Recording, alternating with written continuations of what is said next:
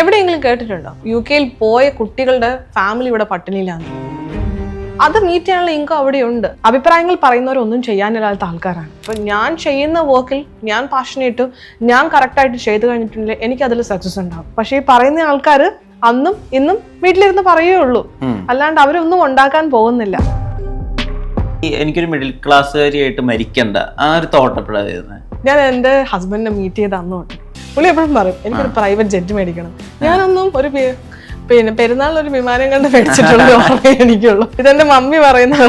എന്റെ മമ്മിയാണ് ആദ്യം ഇരുന്നിട്ട് നീ കാലും നീട്ട് നീ എങ്ങോട്ടായി ഓടണേന്ന് എന്റെ മമ്മി ആദ്യം ചോദിക്കുന്നത്. മദ്യം വിളമ്പുന്ന ഒരു റെസ്റ്റോറന്റ് തുടങ്ങുമ്പോൾ അവിടേക്ക് വരുന്ന ആളുകൾ എങ്ങനെ ബിഹേവ് ചെയ്യും? UK മദ്യം എന്ന് പറയുന്നത് സാധാരണ ഡ്രിങ്ക് പോലെ തന്നെയാണ്. ഇന്ത്യയിൽ ഒരു ബാർ എന്ന് വെച്ചാൽ വി കൻ ഇമാജിൻ ഫുൾ അലമ്പായിരിക്കും അവിടെ. ഞങ്ങളാൽ പറ്റാവുന്ന മലയാളി സ്റ്റുഡൻസിനൊക്കെ ഞങ്ങൾ ജോലി കൊടുത്തിട്ടുണ്ട്. അപ്പൊ പല ആൾക്കാരും പറയും മലയാളികളെ അടുപ്പിക്കരുത് എന്ന് പറയും. എങ്കിലും നമ്മുടെ ആൾക്കാരാണ്, we need to support them. നമ്മളല്ലാണ്ട് ആരാണ് അവരെ സപ്പോർട്ട് ചെയ്യുക? ആരെയും കണ്ണടച്ച് വിശ്വസിക്കരുത് എന്നുള്ളത് 100% ഞാൻ യോജിക്കുന്നുണ്ട്. അതിന് ഒരു ബെസ്റ്റ് എക്സാമ്പിളാണ് ഞാൻ പറഞ്ഞത്. ഞങ്ങൾ ഇങ്ങനെ ഒരു സാധനം തുടങ്ങുകയെന്ന് ഞങ്ങൾ ആരോടും പറഞ്ഞിട്ടില്ല. നമുക്ക് നമ്മളെ വിശ്വസിക്കാൻ പറ്റും. ഞങ്ങൾ ഒരു ഏറ്റവും കൂടുതൽ സ്ട്രെസ് അനുഭവിച്ചിരിക്കുന്ന സമയമാണ് ഞങ്ങളിപ്പം. ഞങ്ങളുടെ ഹെൽത്ത് പോലും പ്രോപ്പറായി നോക്കാണ്ട്. അപ്പം ഞാൻ എൻ്റെ ഫ്രണ്ട്സൊക്കെ ചോദിക്കും പ്രഗ്നൻസി കഴിഞ്ഞിട്ട് ഒരു ട്രാൻസിഷൻ ഇല്ലേന്ന് ചോദിക്കും. I don't have time. ഞാനൊരു ഡിപ്രഷനിലേക്ക് പോയൊരു മൂമെന്റ് ഉണ്ടായിരുന്നു. എനിക്ക് തോന്നുന്നു ഒരു പോസ്റ്റ് പാർട്ടം ഡിപ്രഷൻ എന്ന രീതിയിലാണെന്ന് തോന്നുന്നു. എനിക്ക് എൻ്റെ മകൾക്ക് ബെസ്റ്റ് കെയർ കൊടുക്കാൻ പറ്റും. ഞാനൊരു നല്ല അമ്മ. പബ്ബ്, ഗാസ്ട്രോ പബ്ബ്, ഈ ആലോചനകളൊക്കെ എപ്പോഴാണ് വരുന്നത്? ഒരു പിസ്സ ജോയിന്റ് ഇവിടേക്കുള്ള ഒരു എക്സ്റ്റൻഷൻ അത് എപ്പോഴാണ് തുടങ്ങുന്നത്? ഞങ്ങൾക്ക് സിയുടെ സംതിങ് ഇന്നോവേഷൻ അല്ലെങ്കിൽ സംതിങ് ന്യൂ ചെയ്യണമെന്ന് വീണ്ടും തോട്ട് വന്നു. നമ്മളിപ്പോൾ ചെയ്തുകൊണ്ടിരിക്കുന്നതിൽ മാറി എന്തെങ്കിലും ന്യൂ ചെയ്യണം. Make every wedding unforgettable. Joya Lucas, world's favorite jeweler. ഏകദേശം 6 മാസം ക്യാരിങ് ആയ ഒരു അമ്മ UK ഒരു ബിസിനസ് വെഞ്ചർ സ്റ്റാർട്ട് ചെയ്യുന്നതിൽ വല്ലാത്തൊരു സിനിമാറ്റിക് ഒരു അപ്പീലുണ്ട്. ഒരാൾ ഓൾറെഡി ക്യാരിയിങ് ആണ്, അതിൻ്റെ കൂടെ ബിസിനസ്സിൻ്റെ ടെൻഷൻസും കൂടി ബെയർ ചെയ്യുന്നതിൻ്റെ ഒരു സാധ്യത എങ്ങനെയായിരിക്കും എന്നറിയാൻ വലിയ താല്പര്യം ഉണ്ടായിരുന്നു. UK പബ്ബും പിസ്സ ഔട്ട്ലെറ്റും ഒക്കെ തുടങ്ങിയിട്ടുള്ള സംരംഭക അലീന നിതിനാണ് ചേരുന്നത്. നമസ്കാരം. നമസ്കാരം. അത് കുറച്ച് മൾട്ടി ടാസ്കിങ് അല്ലേ? നമ്മൾ ഓൾറെഡി നമ്മുടെ ഉള്ളിലൊരു ജീവനുണ്ട്, നമ്മൾ പുറത്ത് ഒരു പുതിയ ബ്രാൻഡിന് ജീവൻ കൊടുത്തുകൊണ്ടിരിക്കുകയാണ്. എങ്ങനെയായിരുന്നു ആ ഒരു കാലഘട്ടം? ഒരിക്കലും ഈസിയുള്ളൊരു കാലഘട്ടം അല്ല. പക്ഷേ നമുക്ക് എന്തെങ്കിലും ചെയ്യണം എന്നുള്ളൊരു സ്ട്രോങ് ഇന്റൻഷൻ ഉണ്ടെങ്കിൽ നമ്മുടെ ഉള്ളിലുള്ള ജീവനെയും സെക്യൂർ ചെയ്ത് പുറത്തുള്ള ജീവനെയും സെക്യൂർ ചെയ്തിട്ടുള്ള രീതിയിൽ ചെയ്യാൻ പറ്റുന്നുള്ള കോൺഫിഡൻസ് ഉണ്ടായിരുന്നു. Then I had a strong pillar next me, my husband Nithin. So ഞങ്ങൾ രണ്ടുപേരോടെ ഒന്നിച്ച് ചെയ്തു. രണ്ടുപേരല്ല, 2.5. ഞങ്ങൾ 2.5 ഒന്നിച്ച് ചെയ്തു എന്ന് പറയാം. ഒരു പിസ്സ ബ്രാൻഡ് അതും UK സ്റ്റാർട്ട് ചെയ്യുക, ഒരു MBA ഒന്നും കയ്യിലില്ലാത്ത ഒരാൾ ഒരു ബിസിനസ് വെഞ്ചർ സ്റ്റാർട്ട് ചെയ്യാൻ പോകണം, നഴ്സിംഗ് ഡിഗ്രി ഉള്ള ഒരാൾ, ഒരുപാട് പുൾ ബാക്ക് ചെയ്യുന്ന ഫാക്ടേഴ്സ് ഉണ്ടാവില്ലേ? അപ്പോൾ ഒരുപാട്. ഇപ്പം മെയിൻ ഫാക്ടർ എന്ന് പറഞ്ഞാൽ ഞങ്ങൾ ഈ തോട്ട് ആരോടും പറഞ്ഞിട്ടില്ല. നമ്മൾ നമ്മുടെ ഐഡിയാസ് പല ആൾക്കാരോട് പറയുമ്പോഴാണ് നമുക്ക് പുൾ ബാക്ക് ചെയ്യാനുള്ള ഒരു ഓപ്ഷൻസ് പറയുന്നത്. അപ്പം പല ആൾക്കാരും പറയായിരിക്കും നിനക്കൊരു ജോലിയുണ്ട്, ഇനി അത് പോയി നീ ഇത്ര ടെൻഷൻ എടുക്കണോ, ബിസിനസ് ചെയ്താൽ ലോസ് വരും. അപ്പം ഈ ഐഡിയാസ് ഒന്നും ഞങ്ങൾ ഒരു മനുഷ്യരോടും പറഞ്ഞിട്ടില്ല. ഈവൻ ഞങ്ങൾ ഫാമിലിയോട് പോലും പറഞ്ഞിട്ടില്ല കേട്ടോ.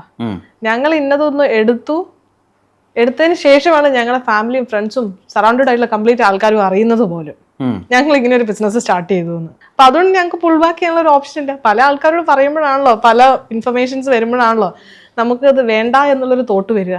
അങ്ങനെ ഒരു തോട്ട് ഞങ്ങൾക്ക് അപ്പൊ വന്നില്ല. സന്തോഷ് ജോർജ് കുളങ്ങരയുടെ അഭിമുഖത്തിലൊക്കെ പറയുന്ന ഒരു കാര്യമുണ്ട്, ഈ പബ്ബുകൾ എന്ന് പറഞ്ഞാൽ മലയാളിയുടെ ഒരു പൊതു സദാചാരബോധമുണ്ട്. പബ്ബുകളിൽ എന്തോ കുഴപ്പം പിടിച്ച കുറേ കാര്യങ്ങളൊക്കെയാണ് നടക്കുന്നത്, അല്ലെങ്കിൽ പബ്ബുകൾ നമ്മുടെ സംസ്കാരത്തിനെതിരാണ്, അങ്ങനെ വിധത്തിലുള്ള ഒരുപാട് മുൻവിധികളൊക്കെ ഉണ്ടായിരുന്നു മലയാളിക്ക്. ഈയിടെയായിട്ടാണ് അത് കുറച്ചൊക്കെ ആയിട്ട് മാറി തുടങ്ങിയിട്ടുള്ളത്. അപ്പോൾ UK പോയിട്ടൊരു മലയാളി പബ്ബ് തുടങ്ങുന്ന സമയത്ത് നമ്മളെ ജഡ്ജ് ചെയ്യുന്ന ആളുകളുണ്ടാവും. എങ്ങനെ ആ തോട്ടിനെയൊക്കെ ഓവർകം ചെയ്തിട്ടുണ്ടായിരുന്നു? അങ്ങനത്തെ അഭിപ്രായങ്ങളൊക്കെ വന്നിരുന്നോ? അങ്ങനെ പല അഭിപ്രായങ്ങളും വന്നിരുന്നു. പക്ഷെ ആ അഭിപ്രായങ്ങളെല്ലാം ഞാൻ ഈ ചെവി കൂടി പുറത്തു വിട്ടതേ ഉള്ളൂ. അഭിപ്രായങ്ങൾ പറയുന്നവരൊന്നും ചെയ്യാനില്ലാത്ത ആൾക്കാരാണ്.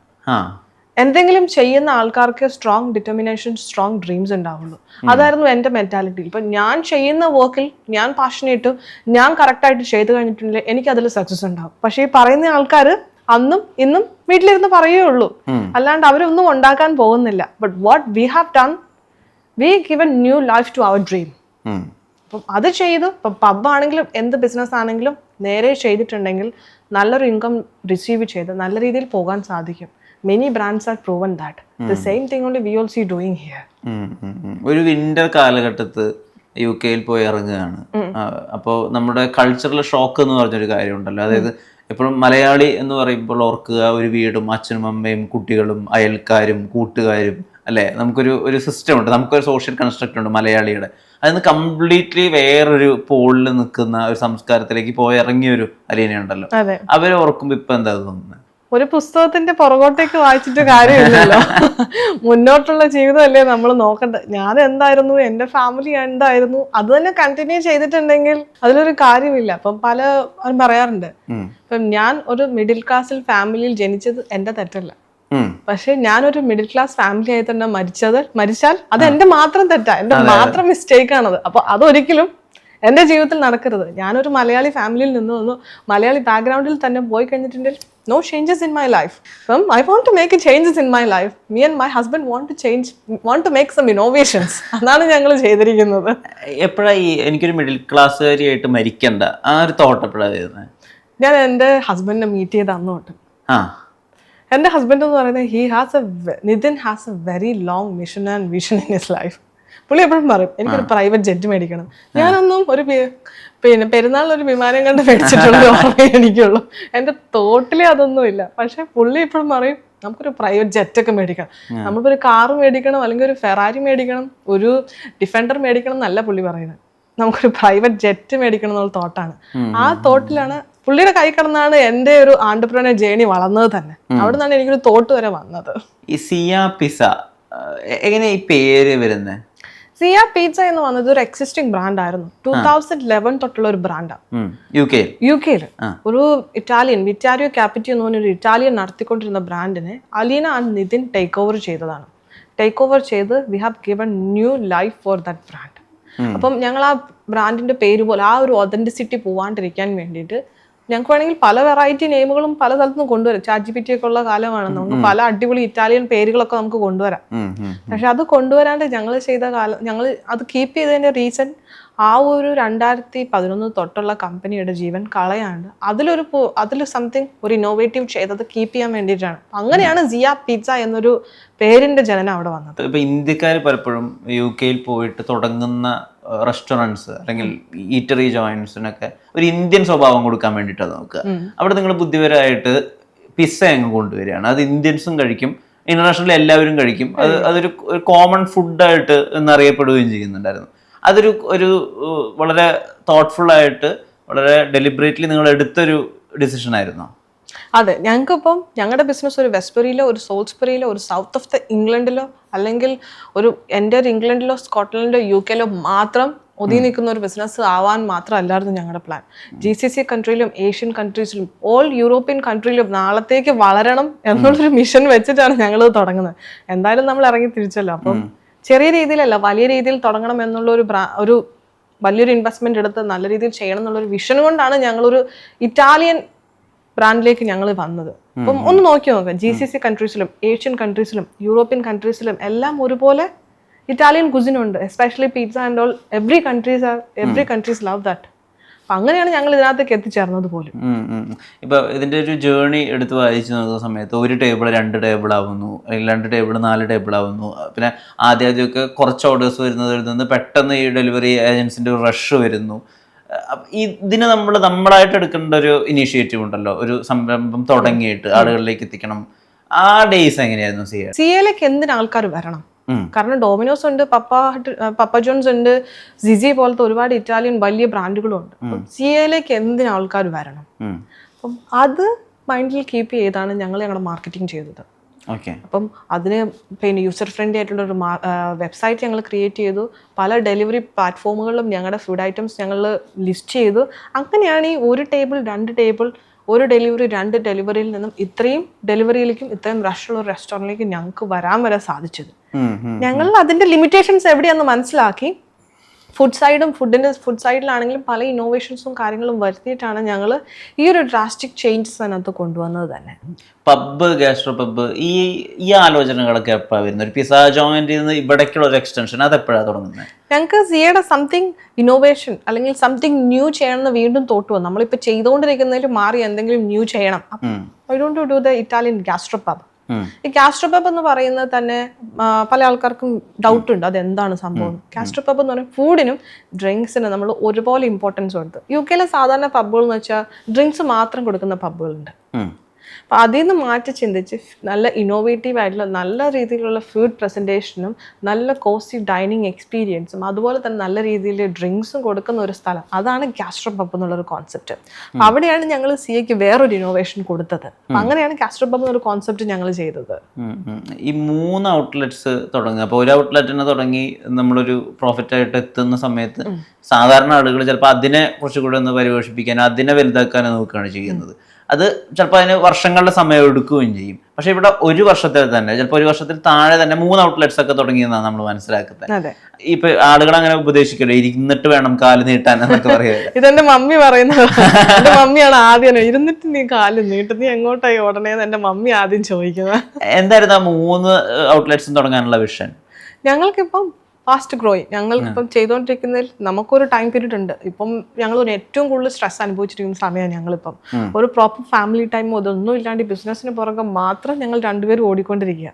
ഞങ്ങളുടെ ഹെൽത്ത് പോലും പ്രോപ്പറായി നോക്കാണ്ട്. അപ്പം ഞാൻ എൻ്റെ ഫ്രണ്ട്സൊക്കെ ചോദിക്കും പ്രഗ്നൻസി കഴിഞ്ഞിട്ട് ഒരു ട്രാൻസിഷൻ ഇല്ലേന്ന് ചോദിക്കും. I don't have time. ഇപ്പം ഞങ്ങളുടെ ഒരു മിഷൻ എന്ന് പറയുന്നത് ബിസിനസ്സിനെ ബിൽഡ് ചെയ്യാം. അപ്പോൾ ആ ഒരു അത്രയും ഞങ്ങൾ ഫാസ്റ്റായിട്ട് കാര്യങ്ങൾ മൂവ് ചെയ്തതുകൊണ്ടാണ് ഒന്നിൽ നിന്ന് ഈ ടൈം പീരീഡ് കൊണ്ട് ഞങ്ങൾക്ക് 3ലേക്ക് എത്താൻ പറ്റും. ഈ 1 കഴിഞ്ഞപ്പോൾ തന്നെ we have build our team. Kitchen സൈഡിലും ഫ്രണ്ട് ഹൗസ് സൈഡിലും മാർക്കറ്റിംഗ് സൈഡിലും ഒക്കെ ടീമിനെ ബിൽഡ് ചെയ്തത് കൊണ്ട് ഞങ്ങൾക്ക് ഫാസ്റ്റായിട്ട് 3ാമത്തേലേക്ക് ജമ്പ് ചെയ്യാൻ പറ്റി. പലപ്പോഴും ഈ ഓണ്ടർപ്രണേഴ്സിൻ്റെ ഒക്കെ പോഡ്കാസ്റ്റും അവരുടെ അഭിമുഖങ്ങളൊക്കെ വായിക്കും കാണുകയൊക്കെ ചെയ്യുമ്പോൾ നമ്മൾ ശ്രദ്ധിക്കുന്ന ഒരു കാര്യം, ഒരു മിഷനിലേക്ക് ഇറങ്ങി അല്ലെങ്കിൽ ഒരു ഓണ്ടർപ്രണർഷിപ്പ് സെറ്റ് ചെയ്യാൻ വേണ്ടിയിട്ട് അവർ കുറേ സാക്രിഫൈസ് ചെയ്യുന്നുണ്ട് എന്നുള്ളതാണ്. അതിൻ്റെ അപ്പുറത്തെ സൈഡിൽ ഇപ്പോൾ ഇൻസ്റ്റാഗ്രാമൊക്കെ നമ്മൾ എടുത്ത് നോക്കുകയാണെങ്കിൽ നിങ്ങൾക്ക് വേണ്ടി സമയം ചെലവഴിക്കൂ, നിങ്ങൾ ഹോളിഡേയിലേക്ക് പോകൂ, നിങ്ങൾ കുറേ കൂടിയൊക്കെ ലൈഫിലെ ചെറിയ മൊമെൻറ്റ്സിനെടുത്ത് ആഘോഷമാക്കും എന്നൊക്കെ പറഞ്ഞിട്ടുള്ള വീഡിയോസ് നമ്മൾ കാണുന്നുണ്ട്. നമ്മൾ കുറേയൊക്കെ സാക്രിഫൈസ് ചെയ്യണം നമ്മളൊരു കാര്യം വിജയിപ്പിക്കണമെന്നുണ്ടെങ്കിൽ. ആ ഒരു ഓൾഡ് സ്കൂൾ രീതി ഉണ്ടല്ലോ, നമ്മളെ തന്നെ മറന്ന് നമ്മുടെ എല്ലുമുറിയെ പണിയെടുത്താലേ നടക്കുകയുള്ളൂ. ആ ഒരു തിയറിയിൽ തന്നെയാണോ അലീന വിശ്വസിക്കുന്നത്? അത് ആ ഒരു തിയറിയിൽ തന്നെയാണ്. അങ്ങനെ അത്രയും ഞങ്ങൾ വർക്ക് ചെയ്യുന്നതും ഉണ്ട്. എനിക്കൊരു മൊമെന്റ് ഉണ്ടായിരുന്നു, ഈ ബിസിനസ് തുടങ്ങി ഒരു മൊമെന്റ് ഉണ്ടായിരുന്നു. ഞാനൊരു ഡിപ്രഷനിലേക്ക് പോയൊരു മൊമെന്റ് ഉണ്ടായിരുന്നു. എനിക്ക് തോന്നുന്നു ഒരു പോസ്റ്റ്മോർട്ടം ഡിപ്രഷൻ എന്ന രീതിയിലാണെന്ന് തോന്നുന്നു. എനിക്ക് എൻ്റെ മകൾക്ക് ബെസ്റ്റ് കെയർ കൊടുക്കാൻ പറ്റും. ഞാനൊരു നല്ല അമ്മയല്ലേ, ഞാൻ എൻ്റെ ബിസിനസ് മാത്രമേ നോക്കുന്നുള്ളൂ, എനിക്ക് നല്ല അമ്മയല്ലേ എന്നുള്ളൊരു തോട്ട് വന്ന സമയമുണ്ട്. ഓൾ നൈറ്റ് ഞാൻ കരഞ്ഞുകൊണ്ടിരുന്ന സമയമുണ്ട്. I don't know, nobody else know. ഞാൻ ഫാമിലി പറഞ്ഞ അവരെ ടെൻഷൻ ആക്കിയിട്ട് കാര്യമില്ല. Me and Nithin only knows that pain. പല ടൈം എനിക്കൊരു നല്ല കെയർ മകൾക്ക് കൊടുക്കാൻ പറ്റുന്നില്ല എന്ന് വിചാരിച്ച് ഞാൻ ടെൻഷൻ അടിച്ച പല സമയങ്ങളും ഉണ്ട്. അപ്പം എനിക്കെൻ്റെ മകൾക്കൊരു ബെസ്റ്റ് അമ്മയാകാനും പറ്റുന്നില്ല, എനിക്കൊരു ബെസ്റ്റ് ഓൺടർപ്രണറും ആകാൻ പറ്റാത്തൊരു സ്റ്റേജ് ഉണ്ട്. I think every womens are go ത്രൂയിങ് ദിസ്. ബിക്കോസ് ഈ ഒരു സ്റ്റേജ് എന്ന് പറഞ്ഞാൽ അത് ആർക്കും അത് ഗോ ത്രൂ ചെയ്തവർക്ക് മാത്രം മനസ്സിലാവുന്ന ഒരു സ്റ്റേജാണ്. അപ്പോൾ ആ ഒരു സ്റ്റേജിൽ കൂടി കടന്നു പോയിട്ടുണ്ട് ഞങ്ങൾ ഈ ബിസിനസ്സിനെ. ഞാനൊരു ഫുൾ ടൈം വർക്കിങ്ങുമാണ്, ഒരു ഫുൾ ടൈം മദറും കൂടിയാണ്. ഈ രണ്ടും ബാലൻസ് ചെയ്ത് ലൈഫ് മുന്നോട്ട് പോകും. എൻ്റെ ബിസിനസ്സിനെ ഒരു നല്ല രീതിയിൽ എത്തിക്കുന്നതിലും ഒരുപാട് ഗോ ത്രൂ ചെയ്തിട്ടുണ്ട്. I don't know how that will be relate with other things. എനിക്കത് ഒരിക്കലും മറ്റൊന്നുമായിട്ടും കണക്ട് ചെയ്ത് പറയാനും പറ്റത്തില്ല. ഹാർഡ് വർക്കിംഗ് ചോദിച്ചാൽ അതിന് മേളിലായിരിക്കും ഞാൻ ചെയ്തതെന്ന് എനിക്ക് തോന്നുന്നു.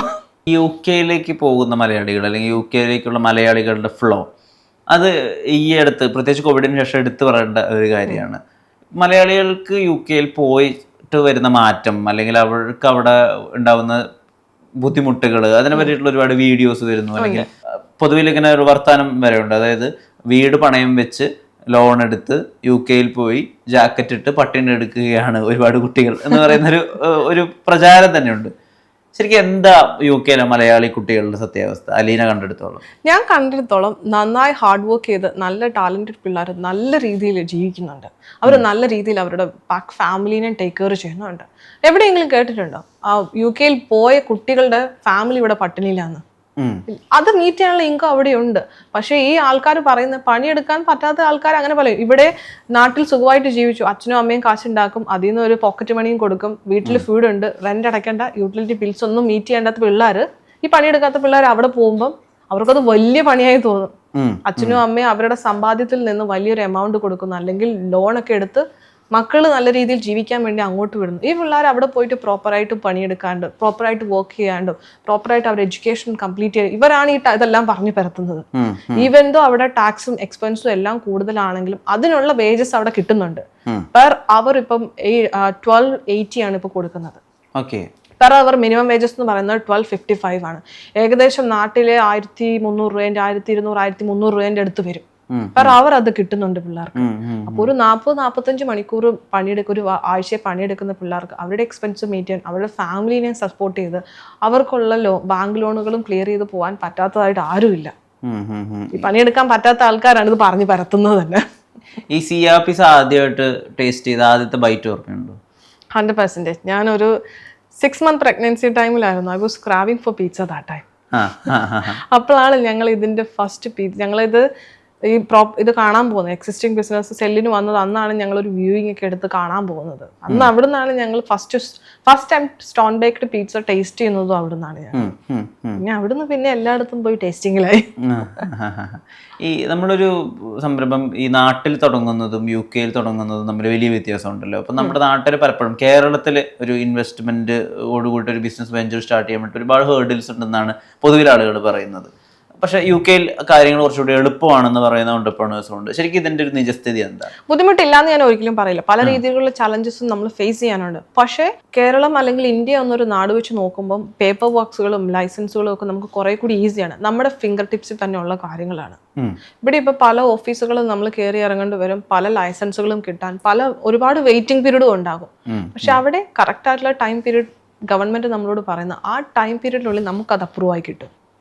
അപ്പം ഒരു ബിസിനസ് വെൽക്കമിങ് കൺട്രിയാണ്. നല്ല രീതിയിൽ ബിസിനസ് ചെയ്ത് കാര്യങ്ങളും പേപ്പേഴ്സും ഒക്കെ വളരെ നന്നായി ചെയ്തിട്ടുണ്ടെങ്കിൽ നല്ല രീതിയിൽ അവിടെ ബിസിനസ് ചെയ്യാൻ പറ്റും ആ കൺട്രിയിൽ നമുക്ക്. മദ്യം വിളമ്പുന്ന ഒരു റെസ്റ്റോറൻറ്റ് തുടങ്ങുമ്പോൾ അവിടേക്ക് വരുന്ന ആളുകൾ എങ്ങനെ ബിഹേവ് ചെയ്യും? കാര്യങ്ങൾ കൈവിട്ടു പോകുന്ന ഒരു സിറ്റുവേഷൻ ഉണ്ടാവുമോ? അല്ലെങ്കിൽ എങ്ങനെയായിരിക്കും അവിടുത്തെ ആളുകളെ ടാക്കിൾ ചെയ്യും, പ്രത്യേകിച്ച് അവിടെ വരുന്ന കസ്റ്റമേഴ്സിനെ? അതിനെങ്ങനെയായിരിക്കും ഓവർകം ചെയ്യുക? അങ്ങനെ ഒരു ഡിസ്കഷൻ ഉണ്ടായിട്ടുണ്ടോ? മദ്യം വിളമ്പുന്ന ഒരു റെസ്റ്റോറൻറ്റ് എന്ന് പറഞ്ഞാൽ UK മദ്യം എന്ന് പറയുന്നത് ഇറ്റ്സ് ഒരു സാധാരണ ഡ്രിങ്ക് പോലെ തന്നെയാണ്. അതിനിപ്പം ഇന്ത്യയിൽ ഒരു ബാർ എന്ന് വെച്ചാൽ വി കൻ ഇമാജിൻ ഫുൾ അലമ്പായിരിക്കും അവിടെ. പക്ഷെ ആ ഒരു അലമ്പൊന്നും ആരും അവിടെ വന്ന് കാണിക്കില്ല. That people have A good life style. അവരൊരു 9 to 5 ജോബ് കഴിഞ്ഞ് അവരുടെ ആ സ്ട്രെസ്സൊക്കെ ഒരു സ്ട്രെസ് ഔട്ട് ചെയ്യാൻ വരുന്ന സ്ഥലമാണ് ഈ ബാർ ആൻഡ് റെസ്റ്റോറൻറ്റ്സ്, പബ് എന്നൊക്കെ പറയുന്നത്. So they behave very well. അപ്പം നല്ല രീതിയിൽ ആൾക്കാർ, ഞങ്ങൾക്ക് ഇതുവരെ അങ്ങനെ ഒരു ഇഷ്യൂസ് ഫേസ് ചെയ്യേണ്ട വന്നിട്ടില്ല, ടു ബി വെരി ഹോണസ്റ്റ്. അപ്പം നല്ല ആൾക്കാർ മദ്യം വിളമ്പുന്ന സ്ഥലമാണെങ്കിലും അവർ വളരെ നല്ല രീതിയിൽ വന്ന് ബിഹേവ് ചെയ്ത് അവരുടെ ഹാപ്പി ടൈം സ്പെൻഡ് ചെയ്ത് അവർ പോകുന്നു. അല്ലാണ്ട് നാട്ടിൽ പോലെ കുടിക്കാൻ മാത്രം വരുന്നു, കുടിച്ച് അതൊരു ഫാമിലിക്ക് ബേർഡൻ ആവുന്നു, ചുറ്റുമുള്ളവർക്ക് പ്രശ്നമാവുന്നു, അങ്ങനെ ഒരു കോൺസെപ്റ്റ് അവിടെ ഇല്ല. സിയയുടെ ഒരുപാട് ആർട്ടിക്കിൾസ് ന്യൂസ് പ്ലാറ്റ്ഫോംസിലൊക്കെ വരുന്നു, അലീന പേഴ്സണലി ഇന്റർവ്യൂസ് ഒക്കെ കൊടുക്കുന്നു. അപ്പൊ ഇത് കാണുന്ന അവിടത്തെ ഉള്ള മലയാളികളായിട്ടുള്ള UK സ്റ്റുഡൻസ് ഉണ്ടാവും, UK മലയാളികളുണ്ടാവും, അവർ ജോലി ചോദിച്ചിട്ട് മെസ്സേജ് അയക്കാറുണ്ട്. ഒരുപാട് പിള്ളേർ എനിക്ക് എല്ലാ ദിവസവും എൻ്റെ ഇമെയിലിൽ എനിക്ക് CV റിസീവ് ചെയ്യും. പക്ഷെ എനിക്ക് പ്ലേസ് ചെയ്യണമെന്ന് ആഗ്രഹമുണ്ട്. ഞങ്ങളാൽ പറ്റാവുന്ന മലയാളി സ്റ്റുഡൻസിനൊക്കെ ഞങ്ങൾ ജോലി കൊടുത്തിട്ടുണ്ട്. അപ്പൊ പല ആൾക്കാരും പറയും മലയാളികളെ അടുപ്പിക്കരുതെന്ന് പറയും. എങ്കിലും നമ്മുടെ ആൾക്കാരാണ്, we need to support them. നമ്മളല്ലാണ്ട് ആരാണ് അവരെ സപ്പോർട്ട് ചെയ്യുക? അപ്പൊ ഞങ്ങൾക്ക് പറ്റാവുന്ന രീതിയിലൊക്കെ ഞങ്ങൾ ഇപ്പം ഫ്രണ്ട് ഹൗസിൽ ഇല്ലെങ്കിലും, ബിക്കോസ് നമ്മളൊരു ഇറ്റാലിയൻ റെസ്റ്റോറന്റ് ആയതുകൊണ്ട് ലോക്കൽ പീപ്പിൾസിനെ തന്നെ ഞങ്ങൾക്ക് ഫ്രണ്ട് ഹൗസിൽ നിർത്തണം. ഫ്രണ്ട് ഹൗസിൽ ഇല്ലെങ്കിലും ബാക്ക് ഹൗസ് KP സൈഡിലാണെങ്കിൽ കിച്ചൺ സൈഡിലാണ് we still giving lots of opportunity for നമ്മുടെ കമ്മ്യൂണിറ്റി ആൾക്കാർക്ക് ഞങ്ങൾ ഒരുപാട് ജോബ് ഓപ്പർച്യൂണിറ്റി കൊടുക്കാൻ, അങ്ങനെ കൊടുക്കാൻ പറ്റി ഞങ്ങൾക്ക് ഒരുപാട് സന്തോഷമുണ്ട്. ഈ നിങ്ങൾ ഇപ്പൊ സ്വയമായിട്ടുള്ള ഓണ്ടർപ്രണർഷിപ്പിന് അപ്പുറത്തേക്ക് ബാക്കിയുള്ള ഇപ്പൊ ഏതെങ്കിലും ഒരു ആള് ഒരു ഇൻവെസ്റ്റ്മെന്റുമായിട്ട് വരികയാണെങ്കിൽ അവർക്കും ഈ പറഞ്ഞ പോലെ ഒരു ബിസിനസ് സാധ്യത തുടങ്ങാൻ വേണ്ടിയിട്ട് ഹെൽപ്പ് ഔട്ട് ചെയ്യുന്നു എന്നൊക്കെ വായിച്ചിരുന്നു. എന്താണ് അതിന്റെ സാധ്യത? ഞങ്ങൾ ചെയ്യുന്ന ഇപ്പം ഇന്ത്യയിൽ നിന്നോ കേരളത്തിൽ നിന്നോ ഉള്ള ആൾക്കാർക്ക് അവർക്കൊരു ബിസിനസ് ആയിട്ട് തന്നെ UK മൂവ് ചെയ്യണം. അല്ലെങ്കിൽ ഇപ്പൊ സ്റ്റുഡന്റ് ആയിട്ടും കെയർ വിസയൊക്കെയാണ് മുമ്പ് ഉണ്ടായിരുന്നത്, അതും ഇപ്പൊ കുറഞ്ഞു. ഇപ്പൊ സ്റ്റുഡന്റ് വിസയിൽ പോയിട്ട് കാര്യമൊന്നുമില്ല, ഫാമിലി ആയിട്ടൊന്നും മൂവ് ചെയ്യാൻ പറ്റത്തില്ല. അപ്പം ഒരു നല്ല കാറ്റഗറി ആൾക്കാർ, പ്രീമിയം കാറ്റഗറി ആൾക്കാർക്ക് ബിസിനസ് ആയിട്ട് തന്നെ UK പോകാൻ സാധിക്കും. സിയയുടെ ഒരു ബ്രാഞ്ച്, നമ്മൾ തന്നെ ഒരു എക്സിസ്റ്റിംഗ് ബ്രാഞ്ച്, ഏകദേശം 400 to 600,000 പൗണ്ടിന്റെ അടുത്ത് ടേൺ ഓവർ ഉള്ള ബ്രാഞ്ചുകൾ നമ്മൾ അവർക്ക് ഇത്ര % ഷെയർ പർച്ചേസ് ചെയ്ത് അവർക്ക് ഫാമിലി ആയിട്ട് തന്നെ മൂവ് ചെയ്ത് വരാം. അപ്പം അങ്ങനെ ഒരു ഓപ്പർച്യൂണിറ്റി നമ്മൾ കൊടുക്കുന്നുണ്ട്. അതിൽ തന്നെ ഏറ്റവും നോട്ടീസ് ചെയ്യേണ്ട ഒരു കാര്യമെന്ന് പറയുന്നത് അവർ സ്ക്രാച്ച് നല്ല തുടങ്ങുന്നത്. അപ്പം ഡേ 1 തൊട്ട് അവരവിടെ ഫാമിലിയായി വന്നാലും അവരുടെ എല്ലാ സോഴ്സിലെയും ഇൻകം ഉപയോഗിച്ച് അവർ സിയുടെ ഒരു ബ്രാഞ്ച് പർച്ചേസ് ചെയ്ത് അവിടെ വന്നാൽ പോലും അവർ സ്ട്രഗിൾ ചെയ്യില്ല. ഡേ 1 തൊട്ട് അവർക്കൊരു ഇൻകം അവരുടെ ബിസിനസ് മൊത്തം റൺ ചെയ്ത് പോകാനുള്ള രീതിയിലും ടേൺ ഓവർ ചെയ്യിപ്പിച്ചിട്ടാണ് അങ്ങനെ ഒരു ടേൺ ഓവർ മീറ്റ് ചെയ്യുന്ന പ്രൊജക്റ്റുകളാണ് ഞങ്ങൾ ഇവരുടെ കയ്യിലേക്ക് കൊടുക്കുന്നത്. ഞങ്ങളൊരു 2-3 മാസം ഇവരുടെ കൂടെ നിന്ന്, because it's new country for them, 2-3 മാസം ഇവരുടെ കൂടെ നിന്ന് കാര്യങ്ങളും പറഞ്ഞു കൊടുത്തിട്ടാണ് ഇത് ഞങ്ങൾ പ്രൊജക്ട് അവരുടെ കയ്യിൽ ഹാൻഡ് ഓവർ ചെയ്യുന്നത്. അപ്പൊ അങ്ങനെ ഒരു സർവീസും കൂടി ഞങ്ങൾ പ്രൊവൈഡ് ചെയ്യുന്നുണ്ട്. പലരുണ്ട് ഈ ബിസിനസ്സിൽ അൺറിട്ടൺ റൂളൊക്കെ ആയിട്ട് പറയുന്ന ഒരു കാര്യമുണ്ട്, ആരെയും കണ്ണടച്ച് വിശ്വസിക്കരുത് എന്നുള്ളത്. അലീന ആ സ്റ്റേറ്റ്മെന്റിനോട് എങ്ങനെയാണ് പ്രതികരിക്കുന്നത്? 100% ഞാൻ യോജിക്കുന്നുണ്ട്. അതിന് ഒരു ബെസ്റ്റ് എക്സാമ്പിളാണ് ഞാൻ പറഞ്ഞത്. ഞങ്ങൾ ഇങ്ങനെ ഒരു സാധനം തുടങ്ങുകയെന്ന് ഞങ്ങൾ ആരോടും പറഞ്ഞിട്ടില്ല, ചെയ്തതിന് ശേഷമാണ് ഞങ്ങൾ പറഞ്ഞത്. So never trust any one. നമുക്ക് നമ്മളെ വിശ്വസിക്കാൻ പറ്റുള്ളൂ. അല്ലാണ്ട് ഇപ്പം ഇവൻ എനിക്ക് നാളെ ചെയ്തു തരും, അല്ലെങ്കിൽ even though I don't trust my staff, I don't trust my team also, ഇവർ നമുക്ക് ചെയ്തു തരുമെന്ന് പറഞ്ഞ് നമുക്ക് ഒരിക്കലും കണ്ണടച്ചിരിക്കാൻ പറ്റത്തില്ല. നമ്മളെല്ലാത്തിലും കണ്ണ് ഓടിച്ചാലേ എല്ലാം നല്ല രീതിയിൽ പോവുള്ളൂ. So definitely never trust anybody blindly. നമുക്ക് നമ്മൾ, അല്ലെങ്കിൽ ഞാനും എൻ്റെ ഹസ്ബൻഡും ഉള്ളൂ. എൻഡ് ഓഫ് ദി ഡേ ഇപ്പോൾ ബിസിനസ് പിന്നെ ലോസിൽ പോയാലും എങ്ങനെ പോയാലും ഞങ്ങൾ രണ്ടുപേരും മാത്രമേ ഉണ്ടാവുള്ളൂ. ഈ പറഞ്ഞ കൂടെയുള്ള ആരും ഉണ്ടാവണം എന്ന് ഒരു നിർബന്ധവും ഇല്ല. ടൈം മാനേജ്മെന്റ് എന്നുള്ളൊരു ഏരിയയിൽ അലീന വിശ്വസിക്കുന്ന ഒരു 2 റൂൾ എന്തായിരിക്കും? എനിക്കിപ്പം ആസ് ഓഫ് നൗ എനിക്കൊരു ടൈം മാനേജ്മെന്റ് ഇല്ല. എവിടെ എന്ത് പ്രശ്നം എവിടെ വരുമെന്നും എക്സ്പെക്ട് ചെയ്യാൻ പറ്റത്തില്ല. ടു ബി വെരി ഓണസ്റ്റ്, ഞാൻ കുറച്ച് നാളുകളായിട്ട് യാതൊരു ടൈം മാനേജ്മെന്റ് ഇല്ലാത്ത ഒരാളാണ്. ഇന്നിപ്പം ഇവിടെയാണെങ്കിൽ പ്രശ്നം, അടുത്ത സ്ഥലത്ത് പോയി പ്രശ്നം തീർക്കേണ്ടി വരും.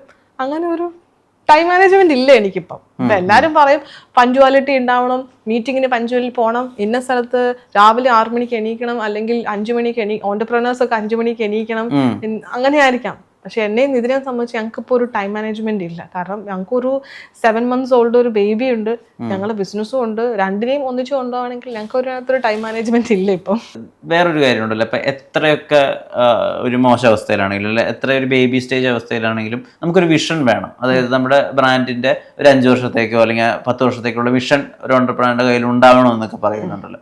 അങ്ങനെ ഒരു വിഷൻ ഉണ്ടായിരുന്നു? ഇത് ആദ്യത്തെ ഔട്ട്ലെറ്റ് തുടങ്ങുമ്പോഴേ ഇതൊക്കെയായിരിക്കും നമ്മുടെ ഒരു അവസാനം, അല്ലെങ്കിൽ ഇതൊക്കെയായിരിക്കും നമ്മുടെ 10 വർഷത്തെ ഒരു പ്ലാൻ ഓഫ് ആക്ഷൻ, അങ്ങനെ ഉണ്ടായിരുന്നു? വെരി ക്ലിയർലി ഞങ്ങൾക്കൊരു പ്ലാൻ ഓഫ് ആക്ഷൻ ഉണ്ടായിരുന്നു. ഞങ്ങൾ ഈ പഴയ ഓണറിൻ്റെ അടുത്ത് ഞങ്ങളൊരു പ്രൊജക്റ്റ് ഒക്കെ ക്രിയേറ്റ് ചെയ്തു. ഞങ്ങൾ രണ്ടുപേരും നൈറ്റൊക്കെ ഇരുന്നിട്ട് നമ്മുടെ ബ്രാൻഡിങ് ഇങ്ങനെ ആയിരിക്കണം, ഈവൻ ഞങ്ങളുടെ ഒരു വലിയ സിയയുടെ തന്നെ ഒരു വാൻ, അതൊക്കെ ഞങ്ങൾ AI ഒരെണ്ണം ക്രിയേറ്റ് ചെയ്തു. ഒരു വാനൊക്കെ ക്രിയേറ്റ് ചെയ്ത് അതിനകത്ത് സിയയുടെ സ്റ്റിക്കറിങ് ഒക്കെ ചെയ്തത്. അങ്ങനെ ഒരു 3-4 ഒരു പേപ്പറിലൊക്കെ ആക്കിയിട്ട് ഞങ്ങളിങ്ങനെ സിയയുടെ പ്രീവിയസ് ഓണറിനെ കൊണ്ടൊക്കെ കാണിച്ചു. ഇതാണ് ഞങ്ങളുടെ പ്ലാൻ. പുള്ളി ഒരു ബിഗ് വിഷനൊക്കെ ആണല്ലോ, ഇതൊക്കെ നടക്കുമെന്ന് ഞങ്ങളോട് ചോദിച്ചായിരുന്നു. പക്ഷേ ഞങ്ങളൊരു 6 months കൊണ്ട് ഞങ്ങളത് നടത്തി കാണിച്ചു. 6 months പോലും എടുത്തില്ല, അതിന് മുമ്പേ ഞങ്ങളത് നടത്തി കാണിച്ചു. ഞങ്ങൾ ഇത്രയും മിഷൻസ് ഇന്ന സ്ഥലത്തൊക്കെ തുടങ്ങണം എന്ന് ഞങ്ങളുടെ പ്രൊജക്ട് പേപ്പറിലൊക്കെ വെറുതെ ഞങ്ങൾ സെറ്റ് ചെയ്ത് കൊണ്ടുപോയായിരുന്നു. അതൊക്കെ ഞങ്ങൾ പുള്ളിനെ കാണിച്ചു. പക്ഷേ വിത്തിൻ ഫ്യൂ മന്ത്സ് ടൈം കൊണ്ട് തന്നെ ഞങ്ങളത് ഇംപ്ലിമെന്റ് ചെയ്തു. So now we have a clear vision and mission for the next 5 years also. ഈ next 5 years is a peak time for us. ചിലപ്പോൾ ഞങ്ങൾക്ക് സ്ലീപ്ലെസ് നൈറ്റുകൾ വന്നേക്കാം, ഫാമിലി ടൈമുകൾ ഉണ്ടാവാണ്ടിരിക്കാം. പക്ഷെ ആ 5 വർഷം കഴിഞ്ഞാൽ ഞങ്ങൾക്ക് ഞങ്ങളുടെ മോളുടെയും ഞങ്ങളുടെ ഫാമിലിന്റെയും കൂടെ നല്ല ടൈം സ്പെൻഡ് ചെയ്യാൻ പറ്റുന്നുള്ള ഒരു കോൺഫിഡൻസ് ഞങ്ങൾക്ക് ഇപ്പോൾ ഉണ്ട്. കേരള ഫുഡ് മിസ് ചെയ്യാറുണ്ടോ UK? എന്തായാലും നമ്മളെ ഇറ്റാലിയൻ ഫുഡ് ചെയ്യുന്നെന്ന് പറഞ്ഞാൽ നമ്മളെ കേരള ഫുഡൊക്കെ നമ്മൾ മിസ് ചെയ്യുമല്ലോ. അപ്പം വണ്ടി എടുത്തൊരു കറക്കം ഈസ്റ്റാമൊക്കെ ഒന്ന് ചുറ്റി വരുമ്പോഴത്തേക്കും നമുക്ക് ഇഷ്ടം പോലെ കേരള ഫുഡ് കിട്ടുമല്ലോ. ചോറും മീൻ വറുത്തതും എല്ലാം ഇവിടെ ഇറങ്ങുന്ന എല്ലാ ട്രെൻഡിങ് സാധനവും അവിടെ ഇറങ്ങും. മലയാളി റെസ്റ്റോറന്റിലേക്ക് പോകുന്നു, അയാൾ എങ്ങനെയായിരിക്കും അവിടുത്തെ ഫുഡിനെ മനസ്സിലാക്കുക, അല്ലെങ്കിൽ അതിനുള്ള അപ്രോച്ച് എങ്ങനെയായിരിക്കും? ഉദാഹരണത്തിന് ഇപ്പോൾ ഒരു പിസ്സ കഴിച്ചിട്ട് നമ്മുടെ ചോറും കറിയും തൈരും പോലെ ആയില്ലല്ലോ, അങ്ങനെ ചിന്തിക്കുന്ന മലയാളികളുണ്ടോ? ഇഷ്ടം പോലെ. അതുകൊണ്ടാണല്ലോ ഞാൻ പറഞ്ഞത്, ഞാൻ അങ്ങനെ ഒരു പോപ്പുലേഷൻ, ഒരു ഏഷ്യൻ പോപ്പുലേഷൻ എയിം ചെയ്തല്ല ഞാൻ ഈ ബിസിനസ് തുടങ്ങിയത് പോലും. ഞാനൊരു യൂറോപ്യൻ മാർക്കറ്റ് അല്ലെങ്കിൽ ഒരു ബ്രിട്ടീഷ് പീപ്പിൾസിനെയും ഒരു യൂറോപ്പ് പീപ്പിൾസിനെ എയിം ചെയ്താണ് ഞാൻ ഈ ഒരു റെസ്റ്റോറൻറ്റ്, ഒരു ഇറ്റാലിയൻ കുസിൻ സ്റ്റാർട്ട് ചെയ്തത് വരെ. അപ്പം പല ആൾക്കാർക്കും പല ടേസ്റ്റ് ബഡ്സുകളായിരിക്കാം. ചില ആൾക്കാർക്ക് പിസ്സ ഇഷ്ടം, ചില ആൾക്ക് ചോറും കറി ആയിരിക്കാം, പഴങ്കഞ്ഞി ആയിരിക്കാം. It's up to them. നമുക്ക് എല്ലാവരെയും സാറ്റിസ്ഫൈ ചെയ്ത് ഒരിക്കലും ബിസിനസ് ചെയ്യാൻ പറ്റത്തില്ല. അപ്പോൾ ഒരു യൂറോപ്യൻ കസ്റ്റമർ എന്ന് പറയുന്ന ഫീഡ്ബാക്ക് അല്ലെങ്കിൽ അയാളുടെ ഒരു അപ്രോച്ച് ഒക്കെ ഏത് വിധത്തിലായിരിക്കും? ഞങ്ങൾക്ക് ഇതുവരെ കിട്ടിയ ഒരു ടൈം കഴിഞ്ഞപ്പോൾ, ഒരു ടൈമിൽ ഞങ്ങൾക്ക് ബാഡ് റെസ്പോൺസ് കിട്ടിയ ടൈമും ഉണ്ടായിരുന്നു. സെയിലൊന്നും ഇല്ലാണ്ട് ഒരു ഇന്ത്യൻസ് വന്ന് ടേക്ക് ഓവർ ചെയ്തു, ഞങ്ങളുടെ പഴയ നല്ല റെസ്റ്റോറൻറ്റ് സ്പോയിൽ ചെയ്തു എന്നൊക്കെ പറഞ്ഞ് ഞങ്ങൾക്ക് റിവ്യൂ കിട്ടിയ സമയങ്ങളും ഉണ്ട്. അങ്ങനെ സെയിലൊന്നും ഇല്ലാണ്ട് ഞങ്ങൾ ഇരുന്ന സമയവും ഉണ്ട്. പക്ഷെ അവിടെ നിന്ന് വി സ്കെയിൽ അപ്പ്. ഞങ്ങൾ ഇറ്റലിയിൽ നിന്ന് തന്നെ കൺസൾട്ടന്റിനെ കൊണ്ടുവന്ന് പുതിയ മെനൂസും സാധനങ്ങളൊക്കെ ഇറക്കി.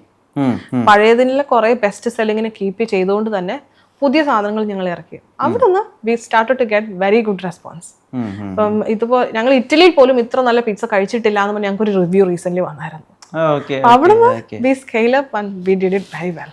ഈ ഹൈജീൻ എന്ന് പറയുന്ന ഒരു ഏരിയ ഉണ്ടല്ലോ, അതാണ് പലപ്പോഴും ആളുകൾ ഈ റെസ്റ്റോറൻറ്റ് ബിസിനസ്സായിട്ട് ചേർന്ന് പറയുന്ന ഒരു ഏരിയ. അതായത് ഇത് ഡെയിലി റിസ്ക് ആണ് ഈ ഹൈജീനെ സംബന്ധിച്ചിടത്തോളം. അതായത് ഒരു മുടിയുടെ ഒരു ചെറിയ നാരെങ്കിലും എവിടെയെങ്കിലും ഒന്ന് വീണിട്ട് ആരെങ്കിലും ഒരു റിവ്യൂ ഇട്ടാൽ, അല്ലെങ്കിൽ ഗൂഗിളിൽ ഒരു ഫോട്ടോ ഇടാം, അല്ലെങ്കിൽ ഇപ്പോൾ എത്രയൊക്കെ ബെസ്റ്റ് കൺട്രോൾ ചെയ്തെങ്കിലും ഒരു ഈച്ച സൈഡിലൂടെ പറന്നു പോകുന്നതോ എന്തെങ്കിലും ഒരു വീഡിയോ വന്നു കഴിഞ്ഞാൽ അതെന്തായിരിക്കും എന്നുള്ളൊരു കാര്യമുണ്ടല്ലോ. ആ ടെൻഷനുകളെ അഭിമുഖീകരിക്കേണ്ടി വന്നിട്ടുണ്ടോ? Yes, exactly. ഹോസ്പിറ്റാലിറ്റി പറയുന്നത് വളരെ സെൻസിറ്റീവ് ആയിട്ടുള്ള ഒരു ബിസിനസ്സാണ്. നമുക്ക് ഇതുപോലെ എന്തെപ്പം വരാമെന്ന് നമുക്ക് എക്സ്പെക്ട് ചെയ്യാൻ പറ്റത്തില്ല. അപ്പൊ ആരും നോട്ടീസ് ചെയ്തിട്ടുണ്ടാവില്ല ഈ പറഞ്ഞതുപോലെ ഒരു കുഞ്ഞു മുടിയൊന്നും ആരും നോട്ടീസ് ചെയ്യും. നമ്മളെ എത്ര ടേക്ക് കെയർ ചെയ്താലും രോമമുള്ള മനുഷ്യന്മാരാണ്, എന്ത് വേണേലും എപ്പോൾ വേണേലും നടക്കാം. പക്ഷെ ഞങ്ങളെ സൈഡിൽ നിന്നാണെങ്കിൽ പോലും സെർവിങ് സൈഡിൽ നിന്ന് പുറത്തേക്ക് വരുമ്പം we try to do the maximum observation. അത് ഗോ ത്രൂ ചെയ്ത് ഇപ്പോൾ സെർവ് ചെയ്യുന്ന ഷെഫ് ആണെങ്കിലും സെർവ് ചെയ്യുന്ന സ്റ്റാഫ് ആണെങ്കിൽ പോലും അത്രയും ഒബ്സർവ് ചെയ്തതിന് ശേഷം അത്രയും ടേക്ക് കെയർ ചെയ്തതിന് ശേഷമാണ് ഞങ്ങളത് ടേബിളിലേക്ക് എത്തിക്കുന്നത്. We are trying to do our 100%, but we don't know what's going to be happen next. Pets control സൈഡിൽ നിന്നാണെങ്കിലും food and hygiene safety control സൈഡിലും എല്ലാ കാര്യങ്ങളും നമ്മൾ ചെയ്തിട്ട് തന്നെയാണ് ഇതുവരെ നമ്മൾ റൺ ചെയ്തത്. ഒരു രീതിയിലുള്ള ഒരു UK വെയറബോട്ട്സ് ഇല്ലാതെ കംപ്ലീറ്റ്ലി ഒരു മലയാളി ചെല്ലുകയാണ് UK-യിലേക്ക്, അയാൾക്ക് വേണ്ട ഒരു മൈൻഡ് സെറ്റ് എന്താ? Set your mind to take a risk. there you can build your dreams. ആ ഒരു ഒറ്റ വേർഡ് എനിക്ക് പറയാനുള്ളൂ. ഇപ്പൊ റിസ്കുകൾ എന്ന് പറയുമ്പോൾ എന്തൊക്കെ തരം റിസ്കുകളാ വരിക? എല്ലാ റിസ്ക്കും വരും. ഹോസ്പിറ്റാലിറ്റി ഇപ്പൊ ഏത് ബിസിനസ് ആണെങ്കിലും number of risk factors R there.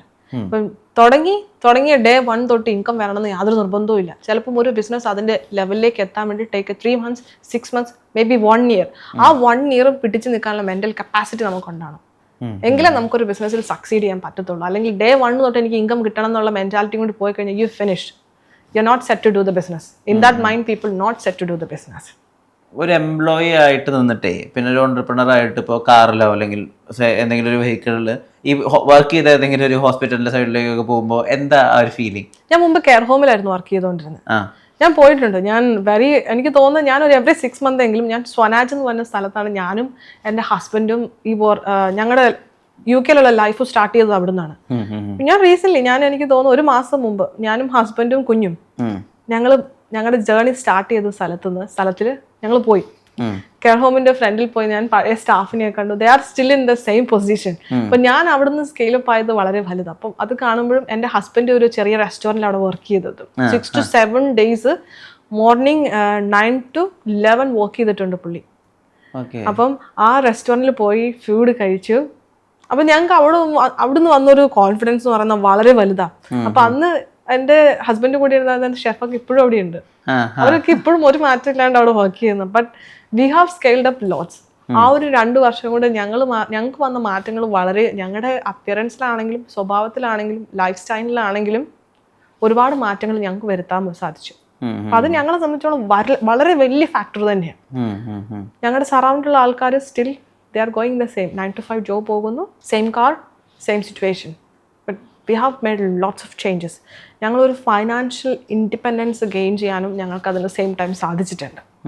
So that we have done. ഈ ചിന്താവിഷ്ടയായ ശ്യാമള എന്നുള്ള ഒരു സിനിമയുണ്ട് ശ്രീനിവാസൻ. അതിൽ അദ്ദേഹത്തിനോട് ഒരു ക്യാരക്ടർ ചോദിക്കുന്നുണ്ട്, ഭാര്യ എന്താണ് ബിസിനസ് നടത്തി പഠിച്ചതെന്ന്. അപ്പോൾ പറയുന്നത് ഞാൻ ഒരുപാട് മനുഷ്യരെ പഠിക്കാൻ പറ്റി എന്നാൽ അത് വലിയൊരു എക്സ്പീരിയൻസ് അല്ലേ എന്ന് ഭാര്യയോട് ചോദിക്കുന്നുണ്ട്. ശരിക്കും ബിസിനസ് നടത്തുന്ന വഴി ഇപ്പോൾ ഈ പണം ഉണ്ടാക്കുക അല്ലെങ്കിൽ ഫിനാൻഷ്യൽ ഇൻഡിപെൻഡൻസിയുടെ ഒക്കെ അപ്പുറത്ത് ഒരുപാട് മനുഷ്യരെ മനസ്സിലാക്കാൻ പറ്റി, കുറെ ആളുകളെ പഠിക്കാൻ പറ്റി, മൈൻഡ് സെറ്റ് മനസ്സിലാക്കാൻ പറ്റി, അങ്ങനെ ഒരു പാഠം കൂടി ഉണ്ടോ? എന്തായാലും ഒരുപാട് ആൾക്കാരെയും പല രീതിയിലുള്ള ആൾക്കാരെ ഞങ്ങൾ മീറ്റ് ചെയ്തു. നമ്മൾ വിചാരിക്കും they are very good people, നമുക്ക് എന്തായാലും കറക്റ്റായി ചെയ്ത് കിട്ടും എന്നൊക്കെ. പക്ഷെ അതല്ല, പറയുന്നതല്ലായിരിക്കും അവരുടെ ഔട്ട്പുട്ടിൽ വരുന്നത്. ഞാൻ എന്തോ ഒരു പേപ്പർ വർക്ക്സ് ഞാൻ ഒരാളെ അപ്രോച്ച് ചെയ്തായിരുന്നു. എനിക്ക് വളരെ കോൺഫിഡന്റ് ആയിട്ട് തോന്നി. പക്ഷെ അതൊന്നും വർക്കിലില്ല. പിന്നെ എനിക്ക് തോന്നുന്നു ഞങ്ങളിപ്പം ഞങ്ങളുടെ ഇനീഷ്യൽ ടൈമിൽ കുറെ ഫണ്ട് ഞങ്ങൾക്ക് അവിടെയും ലോസ് ആയിട്ടുണ്ട്. പക്ഷെ അതൊക്കെ ഞങ്ങളുടെ ഇൻവെസ്റ്റ്മെന്റ് ആയിരുന്നു. ആ നോളജ് ഞങ്ങൾ ഗെയിൻ ചെയ്തത്, ആ മിസ്റ്റേക്ക് പറ്റിപ്പോയതൊക്കെ ഞങ്ങളുടെ ഇൻവെസ്റ്റ്മെന്റ് ആയിരുന്നു. ഇന്ന് ആ ഒരു പ്രശ്നത്തിൽ ഇപ്പം ഞങ്ങളുടെ കമ്പനിയുടെ സ്പോൺസർഷിപ്പ് ലൈസൻസ് ആപ്ലിക്കേഷനിലാണെങ്കിൽ ഞങ്ങൾ പല സോളിസിറ്റേഴ്സിനെയും ഒക്കെ അപ്രോച്ച് ചെയ്തിട്ടുണ്ടായിരുന്നു. അതായത് നമുക്ക് ഈ വിസ എടുത്ത് കൊണ്ടുപോകാൻ പറ്റുന്ന ഒരു പരിപാടിയാണ്. നമ്മുടെ കമ്പനിയിൽ സ്പോൺസർഷിപ്പ് ലൈസൻസ് എടുത്തിട്ട് ഇപ്പൊ ഇവിടുന്ന് നമ്മുടെ ബ്രാഞ്ച് എടുക്കുന്ന ആൾക്കാരെ നമ്മൾ സ്പോൺസർ ചെയ്ത് കൊണ്ടുപോകുന്നത്. പല സോളിസിറ്റേഴ്സിനെ ഞാൻ ട്രൈ ചെയ്തിട്ടുണ്ട്. പലതവണ റെഫ്യൂസൽസ് വന്നിട്ടുണ്ട് ഞങ്ങൾക്ക് ഹോം ഓഫീസിൽ നിന്ന്. അവിടെ 1000, 2000 പൗണ്ട് 3000 പൗണ്ടൊക്കെ സോളിസിറ്റേഴ്സിന് കൊടുത്താൽ അത് നാട്ടിൽ ഏകദേശം 2-3 ലക്ഷം നമ്മൾ കയ്യിൽ നിന്ന് കൊടുത്തിട്ടാണ് ഇതൊക്കെ അവരെ കൊണ്ട് ചെയ്യിപ്പിക്കുന്നത്. They are not doing their 100%. പക്ഷേ ഞങ്ങൾ രണ്ടുപേരും നൈറ്റ് ഇരുന്ന് പല കാര്യങ്ങളും പല വെബ്സൈറ്റുകളും ChatGPTയിലും അവിടുന്ന് ഇവിടുന്ന് ഒക്കെ ഇവിടുന്ന് റെഫർ ചെയ്ത് കാര്യങ്ങൾ ഞങ്ങൾ പഠിച്ചു. പക്ഷെ ഇന്ന് തൊട്ട് ഞങ്ങൾ അതിന് ശേഷം ഞങ്ങൾ ഫയൽ ചെയ്ത ഒരു ആപ്ലിക്കേഷൻ പോലും ഞങ്ങൾക്ക് ഫെയിൽ ആയിട്ടില്ല. ഞങ്ങളുടെ ഇൻവെസ്റ്റ്മെന്റ് എന്ന് പറയുന്നതും ഞങ്ങൾ ഈ UK നിന്ന് ഞങ്ങൾ ഗെയിൻ ചെയ്ത നോളജുകളാണ്. പല ആൾക്കാരെ മീറ്റ് ചെയ്തു, പല കാര്യങ്ങളും ഡിസ്കസ് ചെയ്തു, പല നോളജസും ഞങ്ങൾ ഗെയിൻ ചെയ്തു. അപ്പം ഡെഫിനറ്റ്ലി അയാൾ പറഞ്ഞത് ശരിയാണ്. ഈ ബിസിനസ്സോട് ഞാൻ പല മനുഷ്യന്മാരെ പല വെറൈറ്റി ആൾക്കാരെ കണ്ടു. ഈ പുറമോടിയൊക്കെ ഒരുപാടുണ്ടെങ്കിലും ഉള്ളിലധികം സ്കില്ലൊന്നും ഇല്ലാതെ വളരെ സ്കിൽഡാണെന്ന് കാണിക്കുന്ന ആളുകളും ഉണ്ട്. ഞാൻ അതുപോലെയുള്ള പല സ്റ്റാഫിനെ ഹയർ ചെയ്തിട്ടുണ്ട്. അങ്ങനെ എത്ര എൻ്റെ ടൈം വേസ്റ്റ് ആയിട്ടുണ്ടെന്ന് അറിയാം. ഇപ്പൊ വരുമ്പം very good, CV is very good, behaving very well, but when they comes into the work, zero. ഒന്നുമില്ല, ഒരു ഹാർഡ് വർക്കോ ഒരു പാഷനോ ഒന്നും ഇല്ലാത്ത ആൾക്കാർ വരുമ്പം വളരെ നന്നായിട്ട് ഞാൻ അത് ചെയ്യും ഇത് ചെയ്യും എന്നൊക്കെ പറഞ്ഞു വരുന്നു. അങ്ങനെ നമ്മളെപ്പോഴും സാലറി കൊടുക്കണമല്ലോ. അവിടെ എൻ്റെ സാലറി, എൻ്റെ ടൈം, ഞാൻ കൊടുത്ത ട്രെയിനിങ് എല്ലാം വേസ്റ്റ് ആയിട്ടുണ്ട്. പാഷൻ എങ്ങനെ ഡിഫൈൻ ചെയ്യുക? ഞാൻ പാഷൻ ഡിഫൈൻ ചെയ്യുന്നത് ബൈ സീയിങ് വൺ പേഴ്സൺ ഒരു 1 or 2 hours അവർ എൻ്റെ അടുത്ത് വർക്ക് ചെയ്യുമ്പോൾ തന്നെ I can understand whether this person is passionate to this work or not. ഞാൻ അങ്ങനെ ഒരുപാട് ആൾക്കാരെ മീറ്റ് ചെയ്തിട്ടുണ്ട്. പല ഷെഫുകളെ ആണെങ്കിൽ പോലും I can see that they are very passionate about what they are doing. അല്ലാണ്ട് പല ആൾക്കാരുണ്ട്, എൻ്റെ അവേഴ്സ് ഇത്രയാണ്, ഞാൻ ഇത്ര ജോലി ചെയ്യുക, ഈ സാലറി മേടിക്കുക, വീട്ടിൽ പോവുക, അതിനപ്പുറം എനിക്കൊന്നും ചിന്തിക്കേണ്ട ആവശ്യമില്ല. പക്ഷെ അതിനപ്പുറം പല മനുഷ്യന്മാരും ഉണ്ട്. ഞാൻ നിൽക്കുന്ന ഈ ബിസിനസ് ഒരു ഗ്രോത്തിലേക്ക് എത്തേണ്ടത് എൻ്റെ കൂടി ആവശ്യമാണ്. എൻ്റെ കോൺട്രിബ്യൂഷനും കൂടി ഉണ്ടെങ്കിൽ അവർ നല്ല രീതിയിൽ പോകുമെന്ന് ചിന്തിച്ച് വർക്ക് ചെയ്യുന്ന ഒരാൾക്കാരുമുണ്ട്. അങ്ങനെയാണ് ഞാൻ പാഷൻ ഡിഫൈൻ ചെയ്യുന്നത്. ടൈം ലിമിറ്റുകൾ ഇല്ലാതെ നമ്മളെ മാക്സിമം പുഷ് ചെയ്യാൻ പറ്റുന്ന, ഈവൻ ദോ അവർ കൊണ്ടുവരുന്ന ഐഡിയ ചെറുതാണെങ്കിൽ പോലും that will create A huge impact in the business. അപ്പം അങ്ങനെയുള്ള ആൾക്കാരെ ഞാൻ പാഷനായിട്ട് ഡിഫൈൻ ചെയ്യുള്ളൂ. UK ഒരുപാട് മലയാളി ഇൻഫ്ലുവൻസേഴ്സ് ഉണ്ടല്ലോ. അപ്പൊ അവർക്ക് UK ഇപ്പോൾ ഉള്ള ഒരു ഇൻഫ്ലുവൻസ് ഉണ്ട്, അല്ലെങ്കിൽ അവിടുത്തെ മലയാളികളുടെ ഇടയിൽ അവിടുത്തെ ആളുകളുടെ ഇടയിലുള്ള ഇൻഫ്ലുവൻസ് എങ്ങനെയാ അതിനെ ബിസിനസ് ഡെവലപ്പ് ചെയ്യാൻ വേണ്ടി ഉപയോഗിക്കുക? അങ്ങനത്തെ ആലോചനകളൊക്കെ ഉണ്ടായിട്ടുണ്ടോ? ഉണ്ട്. ഞാൻ റീസെന്റ് ഇപ്പൊ 1-2 പേര് വന്നായിരുന്നു. അപ്പം അത് UK ആണെങ്കിൽ പോലും ദാറ്റ് ഈസ് ക്രിയേറ്റിംഗ് നല്ലൊരു, ഞങ്ങളുടെ ബിസിനസ് നല്ലൊരു വിസിബിലിറ്റി ക്രിയേറ്റ് ചെയ്യാൻ പറ്റുന്നുണ്ട്. വ്ളോഗേഴ്സ്, ഒരുപാട് വ്ളോഗേഴ്സ് ഉണ്ട്, യൂട്യൂബേഴ്സ് ഒക്കെ ഒരുപാട് UK but they are doing very good. അവരൊക്കെ അവരുടെ ഒരു പാർട്ട് ടൈം ജോബ് ഉണ്ടായിരുന്നു, അതിൻ്റെ കൂടെയാണ് അവരൊക്കെ ഇത് ചെയ്യുന്നത്. But they are doing very great. അത് ഇതുപോലുള്ള ഒരുപാട് ബിസിനസ്സുകൾക്കും, എൻ്റെ മാത്രമല്ല മറ്റൊരുപാട് മലയാളികളും ഒക്കെ ചെയ്യുന്ന ബിസിനസ്സുകൾക്കൊക്കെ ആണെങ്കിലും നല്ല രീതിയിലൊരു വിസിബിലിറ്റി, നല്ല രീതിയിലുള്ള ഒരു സ്കെയിലപ്പും ക്രിയേറ്റ് ചെയ്യുന്നുണ്ട്. ഒരു ഗ്രാസ് റൂട്ട് ലെവലിലോട്ടിട്ട് ഇപ്പോൾ എത്തിയിട്ടുള്ള ഇൻഫ്രാസ്ട്രക്ചർ വരെ ഉണ്ടല്ലോ, അതിൻ്റെ ഒരു ജേർണി എടുത്ത് നോക്കുന്ന സമയത്ത് ഏറ്റവും ടഫായിട്ട് തോന്നിയിട്ടുണ്ടായിരുന്ന ഒരു ഏരിയ എന്തായിരുന്നു സിയയുടെ? ഞങ്ങൾക്ക് ഏറ്റവും ടഫ് കസ്റ്റമർ അപ്രോച്ചും. നമുക്കിപ്പം ഒരു റെസ്റ്റോറൻറ്റ് എന്ന് പറയുന്ന ഇനീഷ്യൽ നമുക്കൊരു റിവ്യൂ കിട്ടിയാലാണ് നമ്മൾ മേളിലേക്ക് വരുള്ളൂ. കാരണം ഇവിടുത്തെ പോലെ തന്നെ അവിടെയും ആൾക്കാർ ആദ്യം ചെക്ക് ചെയ്യുന്ന ഒരു റെസ്റ്റോറൻറ്റ് റിവ്യൂസാണ്. അപ്പോൾ ഒരു റെസ്റ്റോറൻറ്റിലേക്ക് വരുന്നതിന് മുമ്പ് റിവ്യൂസ് കംപ്ലീറ്റ്ലി എടുത്തു, ഗൂഗിൾ റിവ്യൂസ് ഒക്കെ complete Google review, Facebook review ഒക്കെ എടുത്ത് നോക്കും. അപ്പോൾ അല്ലെങ്കിൽ അവരൊരു ബർത്ത്ഡേ പാർട്ടി ബുക്ക് ചെയ്യുന്നതിന് മുമ്പാണെങ്കിൽ ഇവർ നോക്കും. അങ്ങനെ ഒരു റിവ്യൂ ഞങ്ങൾക്ക് എങ്ങനെ ശ്രമിച്ചിട്ടും കിട്ടുന്നില്ലായിരുന്നു. ഇനിയിപ്പോൾ ഞങ്ങൾക്ക് അറിയില്ലായിരുന്നു, എനിക്കൊരു ചില സമയത്ത് എൻ്റെ ഇൻട്രാക്ഷൻ അത്ര ഇതായിട്ടില്ലേ, ഇനിയിപ്പം അവരുടെ ഒരു ലാംഗ്വേജുമായിട്ട് എനിക്ക് അത്ര അങ്ങ് അഡാപ്റ്റ് ചെയ്യാൻ പറ്റിയില്ലേ, അല്ലെങ്കിൽ അത്ര രീതിയിൽ എനിക്ക് ചെയ്യാൻ പറ്റില്ലേ എന്നൊക്കെ ഞാൻ ഒരുപാട് ചിന്തിച്ചിരുന്നു. സ്റ്റാഫിനോടും എത്ര പറഞ്ഞിട്ടും വലിയ കാര്യം ഉണ്ടാകുന്നില്ല. ഞങ്ങളപ്പോൾ അങ്ങനെ ഇരുന്നപ്പോൾ ഞങ്ങൾ തോട്ട് ചെയ്തു, എന്നാൽ പിന്നെ ഒരു ഇൻസെൻറ്റീവ് ആക്കാം. ഒരു വിത്ത് അവരുടെ പേര് വെച്ച് റിവ്യൂ വന്നത് ഞങ്ങൾ അവരുടെ സാലറീൻ്റെ കൂടെ എക്സ്ട്രാ 2 പൗണ്ട് എക്സ്ട്രാ കൊടുക്കുമെന്ന്, പെർഫോമൻസ് ബോണസും കൊടുക്കാന്നുള്ളൊരു മെസ്സേജ് ഞങ്ങൾ ഗ്രൂപ്പിലിട്ടു, ഞങ്ങളുടെ സ്റ്റാഫിന് ഗ്രൂപ്പിലിട്ടു, ഇമെയിൽ അയച്ചു എല്ലാവർക്കും. അങ്ങനെ വന്നപ്പം കുറച്ച് ദിവസം കഴിഞ്ഞപ്പോഴത്തേക്ക് ഓരോ ദിവസം 2, 3, 4 റിവ്യൂ വെച്ച് കയറാൻ തുടങ്ങി. അപ്പം ആ ചലഞ്ചസിന് ഞങ്ങൾ ഈ ഒരു രീതിയിൽ ഇപ്പൊ 2 പൗണ്ടേ ഉള്ളൂ. ഞാനിപ്പോ ഒരു സോഷ്യൽ മീഡിയക്ക് മടക്കി അതിനും കൂടുതൽ പൈസ എനിക്ക് മുടക്കേണ്ടി വരും. 2 പൗണ്ട് പെർ റിവ്യൂവിന് കൊടുക്കാൻ തുടങ്ങിയപ്പം സാധനം കുറച്ചുകൂടി മേളിലേക്ക് വരാൻ തുടങ്ങി. അപ്പൊ അങ്ങനെയുള്ള ചെറിയ ചെറിയ ടിപ്സുകൾ ഞങ്ങൾ ആപ്ലിക്കബിൾ ചെയ്ത് ഞങ്ങൾ ഫേസ് ചെയ്ത വലിയ പ്രശ്നങ്ങൾ ഞങ്ങൾ ഓവർകം ചെയ്യാൻ തുടങ്ങി. ഈ UK ആക്സെന്റ് സ്വായത്താക്കാൻ വേണ്ടിയിട്ട് എത്ര കാലം പിടിച്ചു? എനിക്ക് അതെനിക്ക് അറിയില്ല. അതെങ്ങനെയോ നമ്മള് പിന്നെ ചെല്ലുന്ന സ്ഥലത്ത് ജീവിക്കണം എന്നുള്ള ഒരു സ്ട്രോങ് മെന്റാലിറ്റിയും പിന്നെ നടുക്കഷ്ണം കഴിക്കണം. അപ്പം നമ്മൾ ചെന്ന സ്ഥലത്ത് നമ്മൾ എന്തായാലും ചെന്ന് പെട്ടു. ഇനി അവിടെ സർവൈവ് ചെയ്തേ പറ്റത്തുള്ളൂ. അപ്പൊ പഠിച്ചേ പറ്റത്തുള്ളൂ. അങ്ങനെ തന്നെ എങ്ങനെയോ വന്നു. അവർ പറയുന്ന ഇംഗ്ലീഷ് മനസ്സിലാവാതിരുന്ന ഇനീഷ്യൽ ഡേയ്സ് ഉണ്ടോ? ഉണ്ട്. എനിക്ക് പ്രശ്നം വന്നിട്ടുണ്ടെങ്കിൽ കസ്റ്റമർ വിളിക്കുമ്പോൾ എനിക്ക് നേരിട്ട് കുറച്ചുകൂടി ഈസിയാണ് മനസ്സിലാക്കാൻ. നമ്മൾ ലിപ് മൂവ്മെന്റ് വെച്ചിട്ടാണെങ്കിലും we can find it. Phone calls വരുന്നതും അഡ്രസ്സ് പറയുന്നതും പേര് പറയുന്നതിലും ഒക്കെ ഞാൻ കുറേ സ്ട്രഗിൾസ് ഫേസ് ചെയ്തായിരുന്നു. ഇപ്പം ഞാനാണെങ്കിലും എൻ്റെ ഹസ്ബൻഡ് ആണെങ്കിലും അത് എഴുതിയെടുക്കാൻ ഇപ്പം അഡ്രസ്സ് ഫോൺ കോൾ കൂടി ഞങ്ങൾക്ക് ഓർഡേഴ്സ് വരാറുണ്ട് വെബ്സൈറ്റ് ത്രൂ അല്ലാണ്ട് പോലും. സ്റ്റിൽ ചില ഓൾഡ് ഏജ് പീപ്പിൾസ് പല ആൾക്കാരും സ്റ്റിൽ അതാണ് പ്രിഫർ ചെയ്യുന്നത്. അപ്പം അത് എഴുതിയെടുത്ത് അത് മനസ്സിലാക്കി അങ്ങനെ നമ്മൾ 3-4 തവണ റിപ്പീറ്റ് ചോദിക്കുമ്പോൾ കസ്റ്റമറിന് അത് ഇറിറ്റേറ്റ് ആവും. അങ്ങനെ കുറച്ച് കസ്റ്റമേഴ്സ് എനിക്ക് പോയിട്ട് വരെയുണ്ട്. അപ്പം ഞാൻ എൻ്റെ ഫ്രണ്ട് ഓഫ് സ്റ്റാഫിനെ തന്നെ ഞങ്ങൾ എന്ത് ചെയ്തു, ഫോൺ എടുക്കാൻ ഏൽപ്പിച്ചു കഴിഞ്ഞപ്പം പിന്നെയും ഞങ്ങൾ കുറച്ചുകൂടി റെഡി ആയപ്പോഴത്തേക്കും ആ പ്രശ്നവും ഏകദേശം ഞങ്ങളുടെ സോൾവ് ആയി. എല്ലാ ഫ്യൂച്ചർ എൻഡേഴ്സിനും ഒരുപാട് ആശംസകൾ. വലിയ ഇൻസ്പിറേഷനാണ്. കാരണം ഒരു മലയാളിയായിട്ടുള്ള നേഴ്സ് അവിടെ പോയിട്ട് ഒരു സംരംഭകയാവുക എന്ന് പറയുന്നത് യൂഷ്വൽ ആയിട്ടുള്ള ഒരു ട്രജക്ടറി അല്ലല്ലോ. ഇനിയും അതിന് മൾട്ടിപ്പിൾ ഡയമെൻഷൻസ് കിട്ടട്ടെ. Thank you for your time. Thank you so much. Thank you. Make every wedding unforgettable with Joya Lucas Diamond Wedding Collection. Joya Lucas, world's favorite jeweler.